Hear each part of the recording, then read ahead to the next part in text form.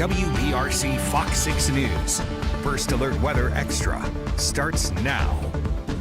Welcome into First Alert Weather Extra. Chief Meteorologist Wes Wyatt. We're tracking a powerful system that's going to bring a risk of severe weather across our area for tomorrow night. Let's head over to First Alert AccuTrack radar. Meteorologist Lauren Linehan is on the controls here, and you can see the storms that are developing across parts of Oklahoma, and we can turn on those watches and warnings, and there are severe thunderstorm watches currently in effect there for those areas. You can see as those storms track to the north, and notice the flood watches expand well north, and those continue into the Louisville area. I told you yesterday for folks traveling north for the NCAA basketball tournament, we're going to see some intense rainfall happening as all this kind of trains off to the north and east. But it's starting to break out. This is what we're going to be tracking here. You can see several severe thunderstorm warnings at the moment, but we'll see that risk start to increase as this moves further to the east. Let me take you to the convective outlook from the Storm Prediction Center. And the first thing you look at is this big bullseye right there over the western part of Mississippi. That is a rare, moderate risk for severe weather. That includes places like Yazoo City, Vicksburg, north to Greenville, Mississippi, and those areas are along the Mississippi River. But what will happen is we'll see that storm dig in, that upper level storm system, and the storms start to break out and start to track off to the north. But what happens till late tomorrow night and into Saturday is as that upper support lifts further north, we'll see that severe risk become lower as this moves to the east, but it doesn't completely go away. So for our entire area tomorrow night and through the early morning on Saturday, even though it is a marginal risk across the eastern part of the state, I want you paying close attention or at least have ways to get those alerts. Unfortunately, as with many systems in the springtime here in Alabama, this is going to move in overnight. And during the day, it's going to be warm tomorrow, highs in the 80s, and models aren't handling that too well. It's going to stay warm. There's nothing that's really going to cool us off tomorrow night. So as that system moves in, there's going to be the warmth, the instability, and a little bit of wind energy, and we're especially going to have to watch it in those areas back in here. You can see there's an enhanced risk, but pretty much anywhere from Tuscaloosa to Birmingham and Indiana and points north, that risk is more elevated in here, especially northern Jefferson County, parts of Coleman County. Just based on what we're seeing in here, we're seeing those strong ingredients that's going to move in. This will be 10 o'clock tomorrow night through 6 a.m. on Saturday, but here it comes. You can see there's midnight. And notice that this line's approaching Jasper, Smith Lake area around 1 in the morning, nearing Tuscaloosa and Northport, Aliceville areas around 1 o'clock in the morning. There's Huntsville. Now keep in mind, once this passes, that's it as far as the severe weather threat. So for the rest of your Saturday, at least weather conditions will improve. But this will be moving into Birmingham, Tuscaloosa. There's 2 a.m. and we'll have to watch it in here for any storms, especially if anything gets going out ahead of this. That's one of those indicators there. Those lone discrete storms, they can go severe in a hurry in the right conditions. So we'll have to watch out there as well. But again, the greatest upper level support is going to be in these northern areas. So some of those rotating storms would be most likely in this part of the state. And that tornado threat will be there past midnight. You can see 2 a.m. and through the early morning. Hopefully, you get to a point where you see a lot of the data, and yeah, we know those ingredients are there where we think the greatest severe weather risk will set up, but hopefully some things will happen that could impact the risk for the remainder of the night. Sometimes I've seen these things, they develop. We see them really kind of max out quickly with storms to the northwest, and then the rain-cooled air starts to outrun the rain, and it becomes more what we call outflow dominant, which would be a great thing. If that happens, that means the risk would quickly start to lessen as this moves to the east. But at this point, everything still points at that severe weather risk past midnight through 4 a.m. Notice by 4 in the morning, this is mostly a southeastern area threat. Again, that's going to be a very marginal risk, but there still could be some loud rumbles of thunder, some lightning in the early morning, some strong to severe storms, that risk of damaging wind gusts, and again, that threat for a tornado as this continues to the east. But there's 6 a.m. on Saturday, and this is moving on to the east direction. We've had some data that suggests that we could see maybe an isolated shower try to form there on Saturday during the day. So check in for updates. This system's going to be stalling out, so could be a little bit tricky there right now. We're still keeping most of Saturday dry.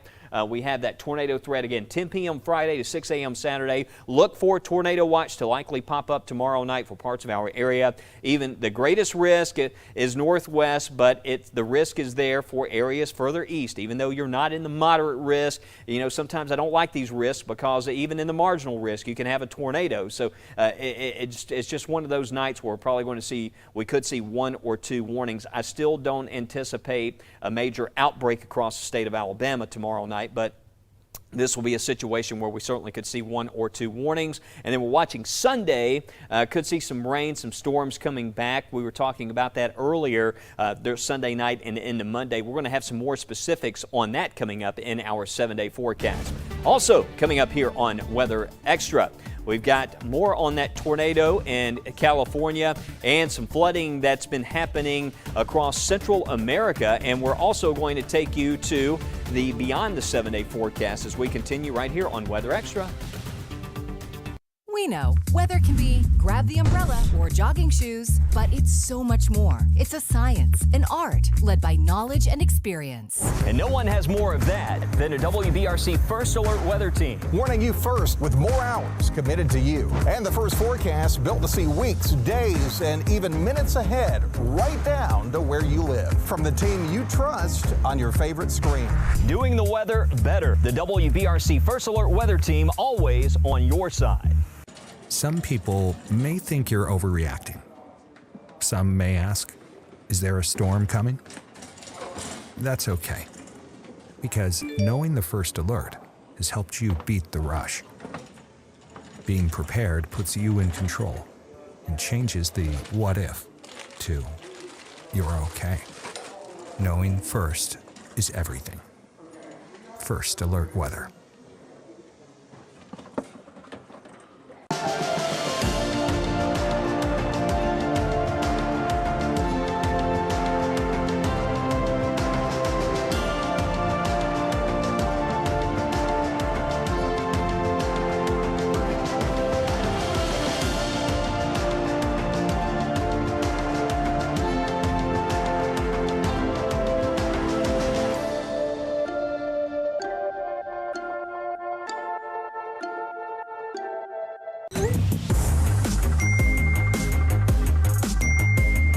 If you have plans for this weekend, we have a first alert for a wintry mix.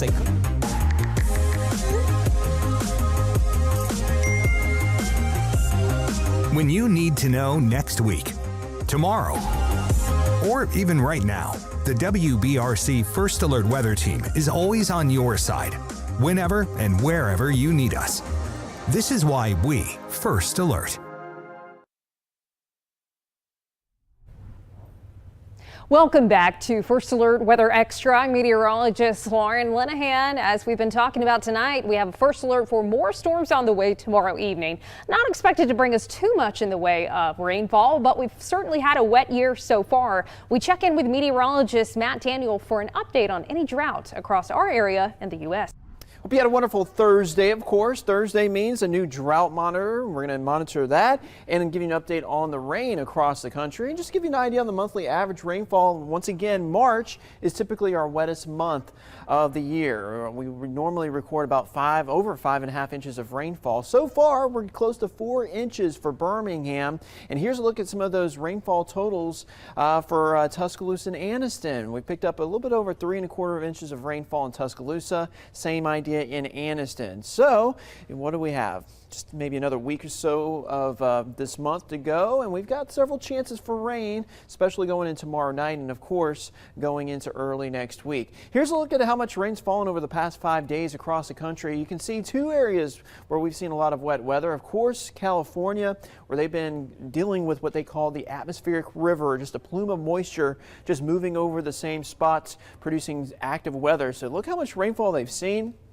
Get a little bit of yellow, orange, and red colors. That's indicating rainfall totals at about 5, 6, 7 inches of rainfall through there. So that's definitely helped them out with drought. But of course, they're seeing flooding and all those storms. We had some tornadoes in that area yesterday. Here across the southeast, most of the rain's been to our north, and we've been relatively dry over the past 5 days. So here's the latest drought monitor. Once again, the drought continues across the central United States.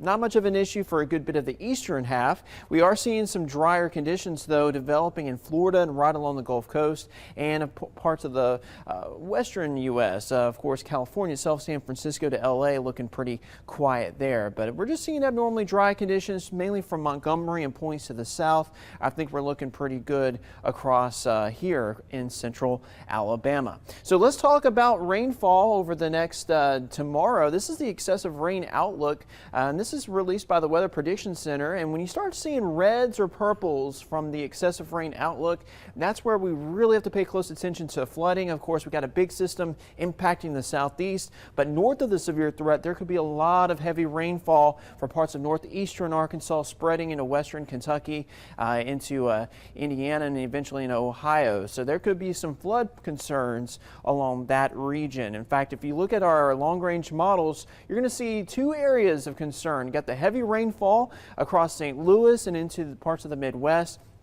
And you're also looking at lots of heavy rainfall as well for parts of maybe Georgia and the southern half of Alabama, as we see another round of rain develop Sunday night into Monday morning. So pretty wet across the eastern United States over the next 5 days. By the way, wherever you go, make sure you download the WBRC First Alert weather app. You can get hourly forecasts, 10-day forecasts, and of course, with the active weather expected going into tomorrow night and maybe more active weather early next week, it's a great device to have to get warnings and updates from us, the weather team. We'll have more updates on that drought monitor a week from today. Have a great Friday.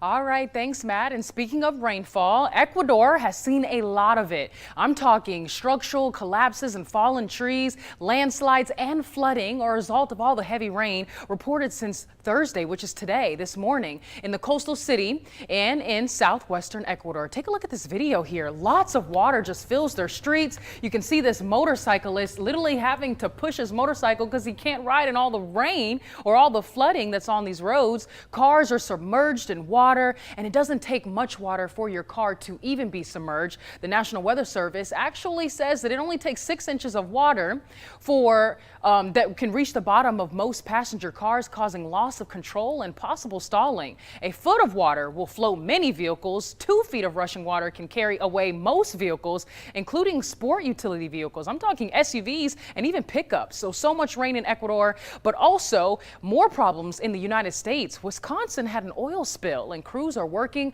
against the clock to contain an oil spill in the Milwaukee area. An oil spill has prompted a state of emergency in the New Berlin, excuse me. It's a city in Wisconsin. It was first reported by neighbors on Sunday. The city's mayor said they've determined workers at Moreland Auto Repair They've determined that workers at an auto repair actually spilled the oil while trying to move a 350-gallon oil storage container back on March 16th. And that oil, unfortunately, seeped into the city's storm sewer and ended up in a nearby pond. And now the community is suffering from the damage. Take a look at this. I have more questions than answers, and that's what's concerning me as a citizen, a resident, and an environmentalist. Mary Hebel is an environmental activist and board member with the Waukesha County Land Conservancy Group, a grassroots environmental agency. When she heard news of the oil spill, concern flooded her mind. It's an insidious thing. It's in the water. How do we contain it? A question now being answered by the emergency management team of New Berlin. So it is part of the city's overall stormwater management system, so time is of the essence here to contain the petroleum product, the oil. The initial call for the spill required a joint task force with help from the DNR, emergency management, along with police and fire, all working to contain the spill. A number of booms and absorbent pads were applied, an emergency measure to try to contain and hold the oil as much as possible in place. Days later, crews are working against the clock and Mother Nature to make sure the oil does not spread. We need to get in there, we need to get the booms in there, block it in place, and prevent it from going any further. Officials would not identify the source of the spill. They say oil is no longer seeping into the pond. The cleanup is expected to last for weeks. The fact the spill occurred in the first place has left some residents shaken. Undoubtedly, it's an environmental issue, and an environmental issue always impacts the human issue also. And now more rare and dangerous weather. You've probably heard of this. It's been in the headlines. A confirmed EF1 twister spotted in Southern California. It's the strongest tornado to hit the Los Angeles area since 1983. But the severe weather isn't over, with millions of people under threat of strong tornadoes in the south, including us. Isabel Rosales breaks down the latest in LA. A pair of rare tornadoes tearing through the Golden State. You just don't think Southern California having a storm like this. One dangerous twister, packing winds estimated up to 110 miles per hour, according to the National Weather Service. The powerful tornado, collapsing roofs, uprooting trees, damaging cars, and sending debris flying into the air. We thought it was an earthquake. They started screaming earthquake, and then the power just went out. At least one person was injured. Typically, with the tornadoes that affect this area, they spin up very rapidly. Unfortunately, sometimes too rapidly to detect or warn for. Weather whiplash. Californians have been welcoming the much-needed heavy rain and snow to combat drought conditions. But now the storms just keep coming. The severe weather threat, not yet over, as the same weather system rolls east, with more than 40 million people in its path. By Friday, the dangerous weather peaks in the south, with heavy rain and flash flooding expected. Tennessee, Louisiana, and Mississippi facing a level 4 out of 5 for potentially strong tornadoes. I'm Isabel Rosales reporting. And coming up next on Weather Extra, Chief Meteorologist Wes Wyatt talks more about that severe threat we're waiting for coming tomorrow night. And I'll take you beyond the 7-day. We'll be right back. West Shore Home is making shower and bath remodeling easy and more affordable for everyone.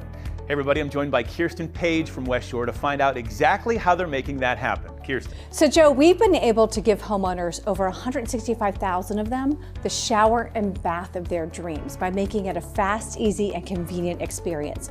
But now we're making it even more affordable to start your project without breaking the bank. Now Kirsten, when someone starts a remodeling project, costs can be a real concern. So how are you making it more affordable to start that project right now? So instead of me telling you, why don't I show you?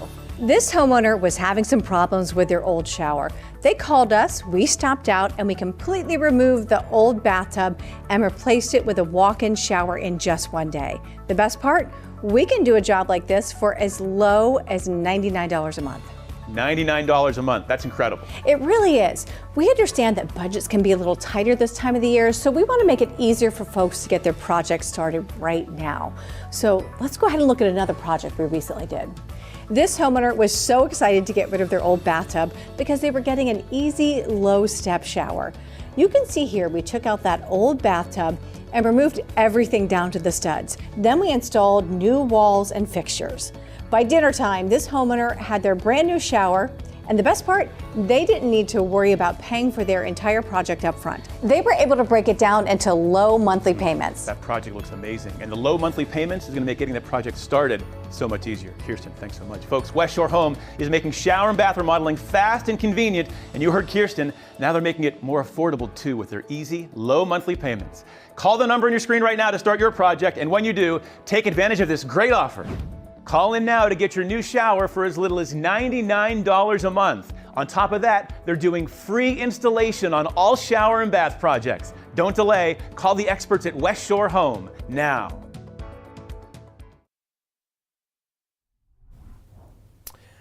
Welcome back. First Alert, Chief Meteorologist Wes Wyatt, and we'll take a closer look at this forecast here. Here's a 7-day outlook. As we go through the next couple days, you can see there Friday night and into Saturday, again, that severe threat, but also notice Sunday night and into Monday, there will be a threat for some strong wind gusts. We could see, if we do get some storms Sunday night and Monday, one of those threats that sets up as these storms lift north could have some gusty winds, some hail producers. But the data coming in today suggests that the greatest risk would be in areas down into South Alabama for that setup there for Sunday and into Monday. But again, we have storms possible Friday night and into Saturday, and then next week things kind of settle down for the middle of the week. We're getting into that springtime storm season around here, so any system over the next couple of weeks, we'll just have to watch it closely as those systems move through here. So again, the model data, this is from the HRRR high resolution model You can see through most of the day tomorrow we stay dry. Temperature-wise, rising into the 80s there. Nice warm up during the afternoon. Then here it comes tomorrow night, and we've had some models that show the possibility of maybe some discrete lone storms developing out ahead of this. But as we gather more data, we've had some of the midday data just now coming in throughout the afternoon. And as we've discussed it here, the First Alert team were thinking that areas to the north and west will have that greatest risk. See that winds out of the south at 20 miles per hour? That's where the greatest risk is going to set up for tornadoes and damaging winds, these northwest areas as this first comes in tomorrow night. Watch what happens there. Wind south at 20 miles per hour. You can see there's 1 o'clock in the morning. But notice here what starts to happen. The winds start to shift to the southwest direction. When we start to see that, that's an indicator that things are starting to shift back in a more positive direction as far as the threat levels go. Notice there as this moves on to the south, there's 2 a.m. and you can see around Tuscaloosa into parts of Jefferson County and into Blount County, that line is going to be bringing some loud rumbles. The winds in general stay rather gusty, possibly some gusts over 30 miles per hour. And you can see there's this starts to move into the eastern part of the state. The severe threat, it doesn't go away. It's still there, but the risk of a tornado becomes rather marginal as we get into the early morning hours. It's not zero, it's there. We won't have 15 plus warnings, tornado warnings across these central and eastern areas based on what we see today, but the threat is there for that one storm. And I always use as a reminder, that night we had the Fulton Dell tornado in Jefferson County. That was a marginal risk setup day. So marginal, even though that term doesn't sound severe, it's on the lower end of the scale, but that is elevated compared to a normal day. So just keep that in mind. Marginal threat for areas here to the east, 4 o'clock Saturday morning. So you look at the outlooks and you see that level 1 out of 5 risk. Certainly don't let your guard down. Make sure tomorrow night you have multiple ways to get those alerts. Make sure you have backup batteries, charge your mobile device, because this is one of those nights it spells trouble when you have these gusty winds. There could be some random power outages, and you certainly want a way to have that audible alert that will wake you up in the middle of the night in the event we do have an overnight warning. But there's 12 p.m., and you can see lunchtime Saturday looks dry.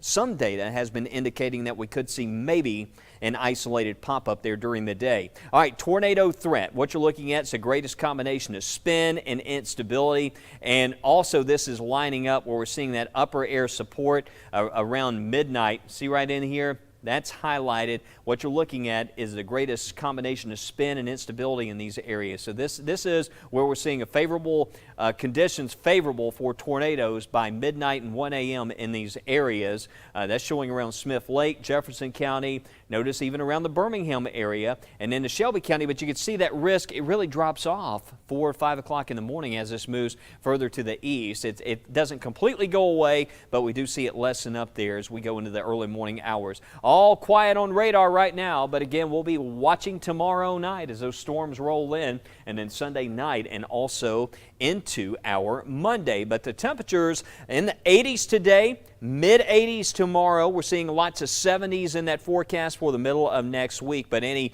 cold snaps or freezing temperatures on the horizon? Well, let's go beyond the 7-day forecast and join meteorologist Lauren Linehan.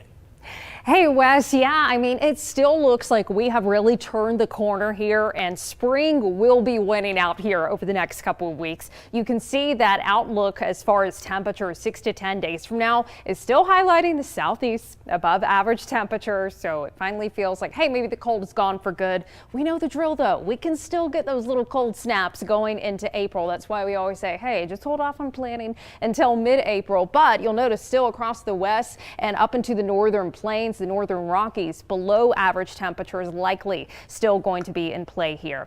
But here in the southeast and down into Florida, of course, when is that ever an exception? Above average temperatures. So what could that mean when we crunch the numbers? Well, as we look beyond the 7-day, we can see highs still comfortably in the 70s over the next couple of weeks. Now, granted, when we see highs that warm above average for this time of the year, we have to think, could that mean there could be some severe weather in the forecast? Well, it certainly could contribute to a more active pattern, and goodness knows we could see that severe threat as we go into tomorrow night. But what about the potential for any more frost or freeze threats? Well, here we are looking at those potential low temperatures as we wrap up March and get into early April. Typically, we're in the mid 40s for that average low temperature, but I'm not seeing anything that stands out to me at the potential for a frost or freeze through at least the first few days of April. So the first day of April is actually going to be next Saturday, the 1st. You can see kind of that first week, I think, will actually be above average. So we're going to be watching for those cool downs possible. That's why we always say, hey, wait till after Good Friday. That's probably a good bet.